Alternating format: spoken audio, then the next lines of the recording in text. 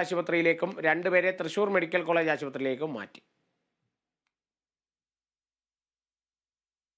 കോഴിക്കോട് താമരശ്ശേരിയിൽ കാട്ടുപന്നി ശല്യം വർദ്ധിക്കുന്നു. സ്കൂട്ടർ യാത്രികനെ ഇടിച്ചു വീഴ്ത്തിയ ശേഷം കാട്ടുപന്നിക്കൂട്ടം വീട്ടുമുറ്റത്തേക്ക് ഓടിക്കയറി. ഈർപ്പോണത്താന്നിക്കൽ സുലൈമാന്റെ വീട്ടിലേക്കാണ് കാട്ടുപന്നിക്കൂട്ടം ഓടിക്കയറിയത്. സ്കൂട്ടർ യാത്രികൻ നിസാര പരിക്കുകളോടെ രക്ഷപ്പെട്ടു. അപകടത്തിന്റെ CCTV ദൃശ്യങ്ങൾ കേരള വിഷൻ ന്യൂസിന് ലഭിച്ചു.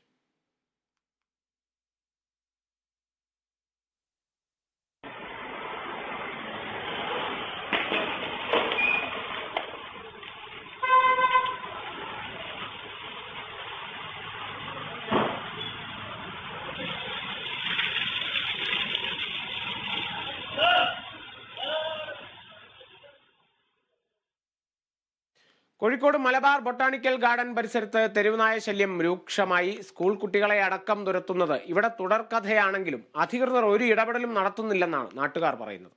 അതേസമയം വന്ധ്യംകരണം നടപടികൾ ഉടൻ ആരംഭിക്കുമെന്ന് ഒളവണ്ണ ഗ്രാമപഞ്ചായത്ത് പ്രസിഡന്റ് P. ശാരുതി പറഞ്ഞു.